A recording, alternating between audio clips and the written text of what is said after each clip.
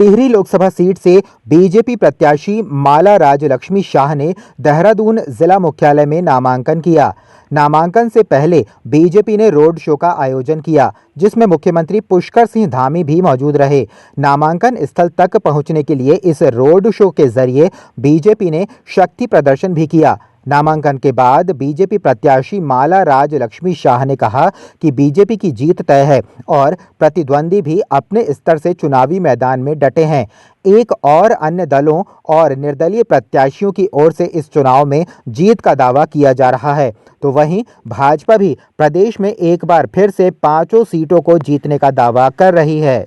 बहुत अच्छा सबका प्यार आप लोग ने देखा ही है, जिस टाइप का रैली हुआ है, सब लोग का प्यार मिल रहा है। लगता है हम लोग आगे बहुत अच्छी तरह से जीतेंगे। वी आर वेरी पॉजिटिव और आदरणीय मोदी जी को आगे करेंगे और बद्र विशाल का आशीर्वाद हम पर सब लोग पर मिलेंगे। लोकसभा की गढ़वाल संसदीय सीट से भाजपा प्रत्याशी अनिल बलूनी ने आज अपना नामांकन पत्र दाखिल किया। इस दौरान भाजपा प्रत्याशी अनिल बलूनी के साथ केंद्रीय मंत्री स्मृति ईरानी, भाजपा प्रदेश अध्यक्ष इंद्र भट्ट, सिटिंग सांसद तीरथ सिंह रावत और स्वास्थ्य मंत्री धन सिंह रावत समेत वन मंत्री सुबोध उनियाल मौजूद रहे। इससे पूर्व भाजपा प्रत्याशी ने स्टेशन से धार रोड तक विशाल रोड शो भी निकाला और वोटर्स से समर्थन मांगा। इस दौरान भाजपा समर्थकों में आज खासा उत्साह नजर आया। और हमारा जो संकल्प है पुनः से भारतीय जनता पार्टी की सरकार बने, पुनः प्रधानमंत्री जी तीसरी बार देश का नेतृत्व करें। एक जो विकसित भारत का लक्ष्य रखा है और विकसित उत्तराखंड और विकसित गढ़वाल का संकल्प लेके हमने नामांकन किया है। हमें पूरा विश्वास है कि पूरे उत्तराखंड में 5 कमल के फूल हम मोदी जी को देंगे। बड़ी मात्रा में बड़ी मतों से 5 सीटें हमारी जीतेगी। गढ़वाल सीट भी बड़े मतों के साथ जीतेंगे और उत्तराखंड में जो अगला दशक उत्तराखंड का प्रधानमंत्री जी ने कहा है वो होगा, उसको चरितार्थ भी करेंगे और गढ़वाल में भी विकास का एक नया अध्याय हम लोग लिखेंगे।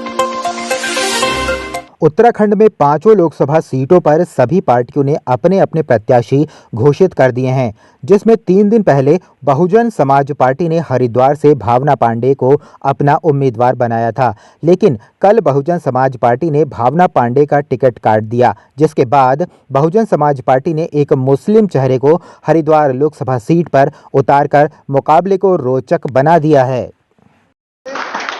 प्रत्याशी होंगे और मुझे उम्मीद है कि इस बार सांसद भी यही होंगे। हरिद्वार सहारनपुर से चलता था, ये तो बेचारे बिल्कुल चुपके हुए हैं। ये मीरापुर से एमएलए रहे 2012 से 17 के बीच में, फिर चुनाव नहीं लड़े, पार्टी के वफादार रहे, पार्टी के साथ फिर खड़े हो गए। पार्टी की नेता हम सब की बहन कुमारी मायावती जी के आदेश हुए कि फिर आपके बीच में आ गए। मेरी नंबर 1 रही कि हर तरह से मैंने कोशिश यही की कि इंसानियत का नुकसान ना हो पाए, चाहे मुसलमान का नुकसान हो या हिंदू का हो, वो इंसानियत का नुकसान है। कोशिश अच्छा, यहाँ मुझे जब ऑफर दिया गया, कहा गया, तो मैंने कबूल कर लिया। चूंकि उन्होंने ही मेरे साथ विधानसभा में जो है, उन्होंने मुझे विधानसभा का वो किया था। अब मैं जैसा भी टूटा फूटा, भाई कोशिश अपना काम है, अब सब खुदा के हाथ है। मतलब ये कि कोशिश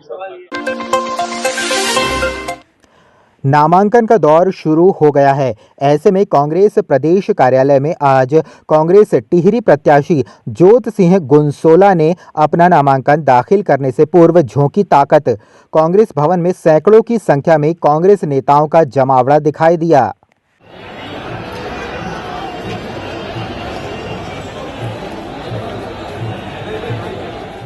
श्रद्धेय सुमन के जितने भी त्याग थे उनको लेकर कांग्रेस पार्टी आगे बढ़ने का काम कर रही है और तिल्हाड़ी कांड हम भूले नहीं हैं। जो टिहरी के हमारे बासिंदे हैं उनके ऊपर जो अन्याय राजा ने किया, उनका दर्श आज तक उस टिहरी में दिखाई देता है और कांग्रेस पार्टी श्रद्धेय सुमन जी को पुष्प अर्पित करते हुए, उनको स्मरण करते हुए इस लड़ाई को लड़ने का काम करेगी और मुझे पूरी उम्मीद है कि जोत सिंह गुनसोला भारी बहुमत से इस बार टिहरी की लोकसभा को जीत जाएगी। उत्तराखंड के पूर्व मुख्यमंत्री हरीश रावत ने पार्टी कार्यकर्ताओं से लोकसभा चुनाव में कांग्रेस प्रत्याशियों को विजयी बनाने की अपील की।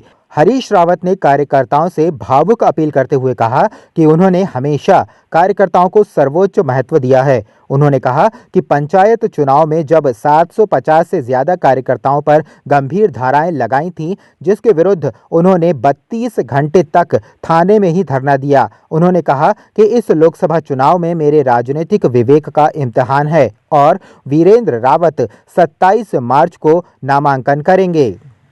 मैंने कार्यकर्ता साथियों के लिए अपनी प्रतिष्ठा को भी दांव पर लगाने पर कभी कोई चूक नहीं की है। आज मेरे राजनीतिक विवेक का इम्तिहान है, मेरी समझ का एक इम्तिहान है। हरिद्वार से वीरेंद्र रावत कांग्रेस के उम्मीदवार हैं। 27 तारीख को वो नामांकन दायर करेंगे 11 बजे। मेरे पास साधन नहीं है, आपको खुद साधन बन करके जुटना है। आइए, नॉमिनेशन में भी उत्साहपूर्वक भाग लीजिए और उसके बाद गांव-गांव, घर में अपने ही साधनों से आप चुनाव अभियान को संचालित करिए। कल बुधवार को 27 मार्च को नामांकन दाखिल करने की आखिरी तारीख है। ऐसे में आज मंगलवार को टिहरी प्रत्याशी ने देहरादून में, पौड़ी प्रत्याशी ने पौड़ी में और हरिद्वार प्रत्याशी ने हरिद्वार में अपना नामांकन दाखिल किया।